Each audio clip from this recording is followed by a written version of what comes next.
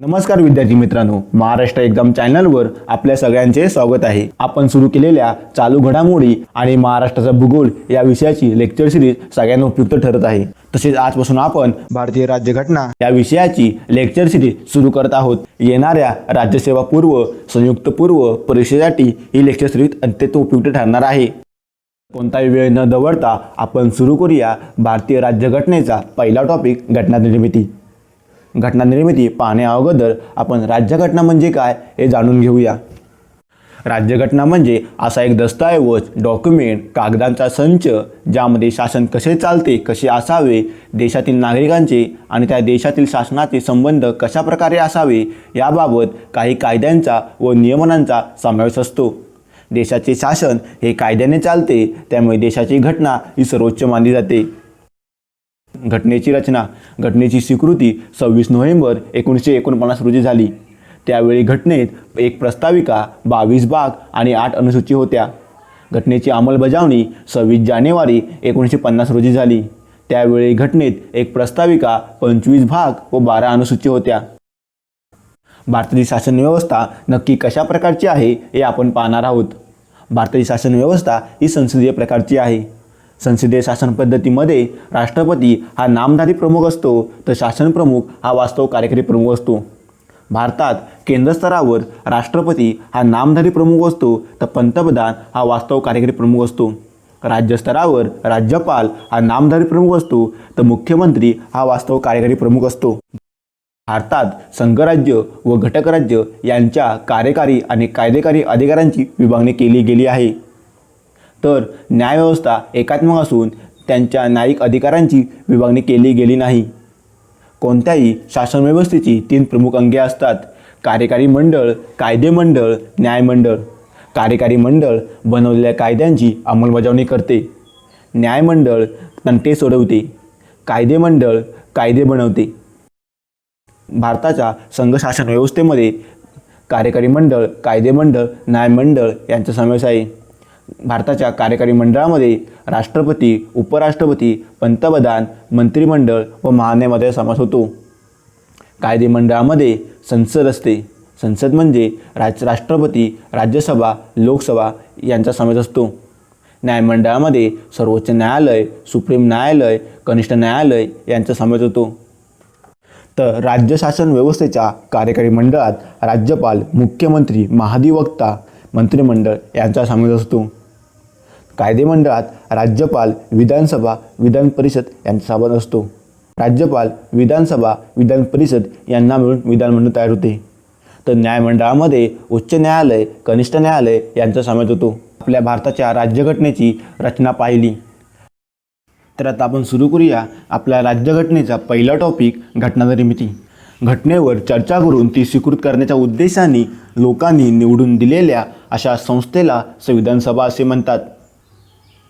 संविधान सभेचा इतिहास: 1922 मध्ये महात्मा गांधीजींनी सर्वप्रथम संविधान सभा असा शब्द उल्लेख न करता संविधान सभेची मागणी केली।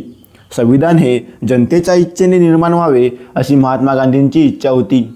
1934 मध्ये भारतासाठी संविधान सभेची कल्पना सर्वप्रथम मांडण्याचे श्रेय मानवेंद्रनाथ रॉय यांना दिले जाते। डिसेंबर 1934 मध्ये भारतीय राष्ट्रीय काँग्रेसने पहिल्यांदाच भारताची घटना तयार करण्यासाठी संविधान सभेची औपचारिक मागणी केली। त्यावेळी पटना येथे काँग्रेसचे अधिवेशन भरले होते। 1938 मध्ये जवाहरलाल नेहरूंनी काँग्रेसच्या वतीने मागणी केली की स्वतंत्र भारताची घटना ही प्रौढ मतदानाच्या आधारे घेण्यात यावी व कोणत्याही बाह्य प्रभावाविना तयार करण्यात यावी।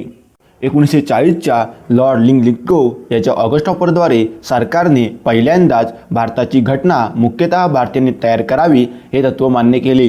1942च्या सर क्रिप्स यांच्या तरतुदीमध्ये भारताची घटना पूर्णतः भारतीयांनी तयार करावी हे तत्त्व मान्य केले। शेवटी मे 1946 मध्ये जाहीर करण्यात आलेल्या कॅबिनेट मिशन प्लॅनमध्ये संविधान सभेची निर्मितीची तरतूद करण्यात आली। या कॅबिनेट मिशन प्लॅनमध्ये क्रिप्स, अलेक्झांडर आणि लॉरेन्स यांचा समावेश होता। संविधान सभेची निर्मिती व रचना: संविधान सभेची स्थापना 6 डिसेंबर 1946 मध्ये झाली। संविधान सभेमध्ये 389 सदस्य असतील, त्यापैकी 292 सदस्य हे 11 ब्रिटिश प्रांताकडून निवडून दिले जातील। तर त्यापैकी 292 सदस्य हे 11 ब्रिटिश प्रांतांकडून, तर 4 सदस्य चीफ कमिशनरच्या प्रांताकडून, तर 93 सदस्य भारतीय संस्थानिकांचे प्रतिनिधी असतील. म्हणजेच 389 सदस्यांपैकी 292 सदस्य ब्रिटिश प्रांतांकडून, 4 सदस्य चीफ कमिशनरच्या प्रांताकडून व 93 सदस्य भारतीय संस्थानिकांकडून. सदस्यांच्या निवडणुका या अप्रत्यक्षपणे प्रौढ मतदानाच्या आधारावर घेण्यात आल्या. 10 लाख लोकसंख्येमागे एक सदस्य असे प्रमाण राखण्यात आले. जागांचे विभाजन 3 प्रमुख गटामध्ये करण्यात आले: सर्वसाधारण, मुस्लिम व शीख. 296 जागांसाठी जुलै-ऑगस्ट 1946 मध्ये निवडणुका घेण्यात आल्या. तर काँग्रेसच्या 208 जागांपैकी 199 जागांवर विजय मिळवला. तर मुस्लिम लीगच्या 73 जागांपैकी 68 जागांवर मुस्लिम लीगने विजय मिळवला. उर्वरित 15 जागांमध्ये प्रत्येकी एक जागा युनियन पार्टी, युनियन मुस्लिम, युनियन शेड्यूल कास्ट, कुशक प्रजा पार्टी, शेड्यूल कास्ट, शीख, मुस्लिम या पक्षांना मिळाली. तर 8 जागा अपक्षांना मिळाल्या. एकूण जागांपैकी 15 जागा महिलांना मिळाल्या. मात्र संस्थानिकांच्या जागा भरल्या जाऊ शकल्या नाही, कारण संस्थानिकांनी संविधान सभेत भाग न घेण्याचा निर्णय घेतला. अशा रीतीने संविधान सभा जरी प्रौढ मतदानाच्या आधारावर घेण्यात आली नाही, तरी भारतीय समाजाच्या सर्व गटांना तिच्यात प्रतिनिधित्व मिळाले. हिंदू, मुस्लिम, शीख, पारसी, ॲग्लो इंडियन, भारतीय ख्रिश्चन, अनुसूचित जाती, अनुसूचित जमाती, महिला इत्यादींना. तसेच महात्मा गांधी आणि मोहम्मद अलीजींना वगळता तत्कालीन भारतातील जवळजवळ सर्व प्रमुख व महत्त्वाचे अनुभवी व्यक्तींना संविधान सभेत सदस्य व महत्त्वाचे व अनुभवी व्यक्तिमत्व संविधान सभेचे सदस्य होते. संविधान सभेचे कामकाज. संविधान सभेची स्थापना 6 डिसेंबर 1946 झाली. संविधान सभेची पहिली बैठक 9 डिसेंबर 1946 झाली. मुस्लिम लीगने स्वतंत्र पाकिस्तानची मागणी केल्यामुळे लीगचे सदस्य बैठकीला हजर राहू शकले नाही. त्यामुळे केवळ 211 सदस्य बैठकीला हजर होते. फ्रान्सच्या पद्धतीचे अनुसरण करून ज्येष्ठतम सदस्य असलेल्या डॉक्टर सच्चिदानंद सिन्हा यांना संविधान सभेची तात्पुरते अध्यक्ष म्हणून अध्यक्षपद देण्यात आले. त्यांच्या नावाची शिफारस जे.बी. कुपलानी यांनी केली. संविधान सभेचे अध्यक्ष या नात्याने प्रथम USA, चीन आणि ऑस्ट्रिया या 3 देशांकडून आलेल्या संदेशांचे वाचन केले. सच्चिदानंद सिन्हा यांच्या आरोग्याच्या तक्रारीमुळे दुपारनंतर फ्रँक अँथनी यांना तात्पुरते उपाध्यक्षपद म्हणून देण्यात आले. या दिवशी हजर असलेल्या 207 सदस्यांनी आपली योग्यता सादर करून रजिस्टरवर सह्या केल्या. त्यामध्ये 9 महिला होत्या.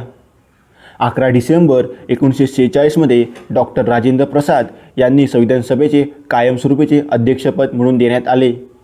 त्यांच्या नावाची शिफारस जे.बी. कुपलानी यांनी केली, तर त्यास अनुमोदन वल्लभभाई पटेल यांनी दिले.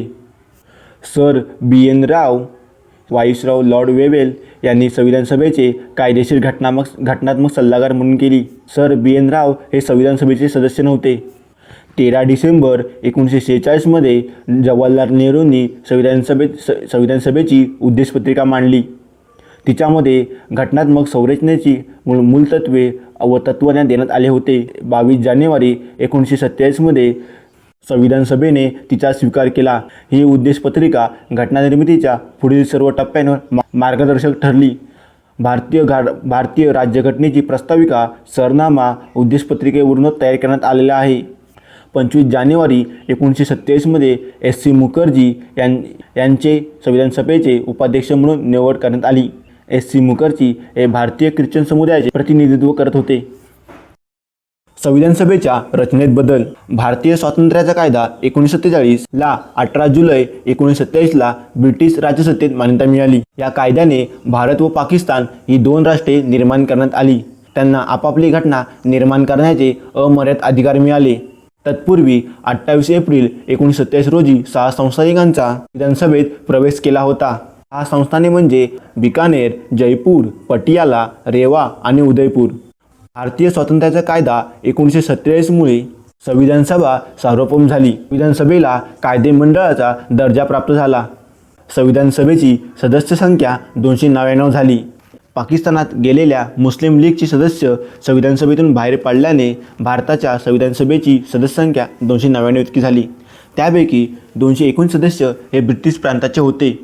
3 चीफ कमिशनरच्या प्रांताचे होते. तर 70 संस्थानिकांचे प्रतिनिधित्व होते. प्रांतांपैकी सर्वाधिक प्रतिनिधी संयुक्त प्रांताचे होते, तर संस्थानिकांपैकी सर्वाधिक प्रतिनिधी म्हैसूर संस्थानाचे होते. भारताच्या फाळणीमुळे संविधान सभेच्या नवीन नियमानुसार 2 उपाध्यक्ष नेमण्याचे ठरवले. फाळणीमुळे एस.सी. मुखर्जी सदस्यत्व गेल्यामुळे त्यांचे उपाध्यक्षपदी संपुष्ट आले, कारण एस.सी. मुखर्जी हे बंगाल प्रांताचे प्रतिनिधी होते. मात्र ते पुन्हा संविधान सभेत निवडून आले. नवीन नियमानुसार 16 जुलै 1927 रोजी 2 उपाध्यक्षांची निवड करण्यात आली. त्यामध्ये एक एस.सी. मुखर्जी व 2 व्ही.टी. कृष्णाचारी. सभेची महत्त्वाची कामे. मे 1949ला राष्ट्रकुल सदस्यत्वाला अनुमोदन. 22 जुलै 1947 राष्ट्रीय ध्वजाची स्वीकृती. डिझाईन आंध्र प्रदेशचे पिंकली वैकय्या. 24 जानेवारी 1950 रोजी राष्ट्रगीत राष्ट्रगान स्वीकृत झाले. तसेच भारतीय गणराज्याचे पहिले राष्ट्रपती म्हणून डॉक्टर राजेंद्र प्रसाद यांची नेमणूक करण्यात आली. 24 जानेवारी 1950 रोजी झालेल्या संविधान सभेच्या शेवटच्या बैठकीत 26 जानेवारीपासून लोकसभेच्या निवडणुका होईपर्यंत संविधान सभेलाच तात्पुरती संसद म्हणून घोषित करण्यात आले.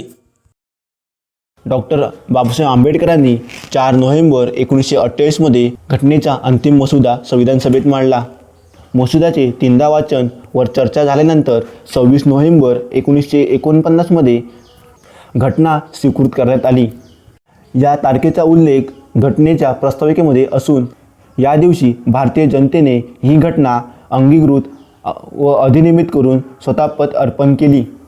26 नोव्हेंबर 1949 रोजी स्वीकृत करण्यात आलेल्या मूळ घटनेत एक प्रस्ताविका, 22 भाग, 395 कलमे व 8 अनुसूची होत्या. पुढे 24 जानेवारी 1950 रोजी उपस्थित असलेल्या 284 सदस्यांनी घटनेवर सह्या केल्या. घटनेच्या 3 प्रतींवर सह्या करण्यात आल्या. एक इंग्रजीतील छापील प्रत, दुसरी इंग्रजीतील हस्तलिखित प्रत आणि हिंदीतील हस्तलिखित प्रत. सह्या होत असताना बाहेर झिरझिर पाऊस पडत होता. हा एक शुभसंकेत असल्याचा अर्थ लावण्यात आला. घटनेवर सर्वप्रथम जवाहरलाल नेहरूंनी सही केली. अध्यक्ष राजेंद्र प्रसाद यांनी सर्वात शेवटी, मात्र नेहरूंच्या सहीच्या वर स्वतःची स्वाक्षरी केली. त्यामुळे शेवटची सही फिरोज गांधी यांनी केली. या दिवशीच्या बैठकीचा शेवट श्रीमती पूर्णिमा बॅनर्जी यांनी इतर सदस्यांच्या समवेत गायलेल्या जनगण मन या राष्ट्रगीताने, तर पंडित लक्ष्मीकांत मैत्र यांनी इतर सदस्यांच्या समवेत गायलेल्या वंदे मातरम. घटनेचा आरंभ 26 जानेवारी 1950 पासून झाला. हा दिवस निवडण्याचे कारण म्हणजे डिसेंबर 1929 मध्ये काँग्रेसच्या लाहोर अधिवेशनातील पूर्ण स्वराज्य ठरावानुसार 26 जानेवारी 1930 हा दिवस भारताचा प्रथम स्वातंत्र्य दिन म्हणून साजरा करण्यात आला. 26 जानेवारी 1950 हा घटनेचा प्रारंभीचा दिवस म्हणून ओळखला जातो व गणराज्य दिन म्हणून साजरा केला जातो. अशा रीतीने 64 लाख रुपये खर्च करून 2 वर्ष 11 महिने आणि 18 दिवसांच्या कालावधीत घटना तयार करण्यात आली. या कालावधीत संविधान सभेची 11 सत्रे झाली. त्यापैकी 4 सत्रे स्वातंत्र्यापूर्वी तर 8 सत्रे स्वातंत्र्यानंतर झाली. 11 सत्रादरम्यान संविधान सभेने 166 दिवस काम केले. त्यापैकी 114 दिवस घटनेच्या मसुद्यावर चर्चा करण्यात आली. तसेच जगातील सुमारे 60 देशांच्या घटनेचा विचार करून आपली भारताची राज्यघटना तयार केली. प्रमुख समित्या व त्यांच्या उपसमित्या. मूलभूत हक्क, अल्पसंख्याक, आदिवासी आणि वगळलेली क्षेत्रे यावरील सल्लागार समिती वल्लभभाई पटेल. मूलभूत हक्क उपसमिती जे.बी. कृपलानी. अल्पसंख्याक उपसमिती एस.सी. मुखर्जी. संघराज्य अधिकार समिती जवाहरलाल नेहरू. संघराज्य घटना समिती जवाहरलाल समिती. प्रांतिक घटना समिती वल्लभभाई पटेल. मसुदा समिती डॉक्टर बाबासाहेब आंबेडकर. 29 ऑगस्ट 1947 ते 17 नोव्हेंबर 1949 डॉक्टर बाबासाहेब आंबेडकर हे मसुदा समितीचे अध्यक्ष होते. तसेच त्यांनी काही समित्यांचे सदस्य म्हणून काम केले. सल्लागार समिती, मूलभूत हक्क उपसमिती, अल्पसंख्याक समिती व घटनात्मक समिती. संविधान सभेतील महिला. स्वातंत्र्यानंतर भारताच्या संविधान सभेतील 299 सदस्यांमध्ये एकूण 15 महिलांचा समावेश होता.